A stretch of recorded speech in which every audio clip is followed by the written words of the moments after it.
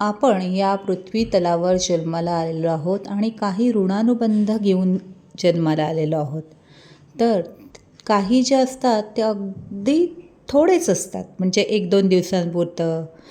काही मैत्रिणी आपल्या होतात त्या अगदी वर्ष 2 वर्ष राहतात, काही 10-10 वर्ष, 20-20 वर्ष, 25 वर्ष, 30 वर्ष मैत्रिणी आपल्या राहतात. पण काही मैत्रिणी ज्या आहेत त्या फक्त अगदी काही मिनिटांसाठी बनतात आणि मग ट्रेनमधून उतरून परत गेल्यावर त्या कधीतरी भेटतील किंवा कधी भेटणारसुद्धा नाहीत.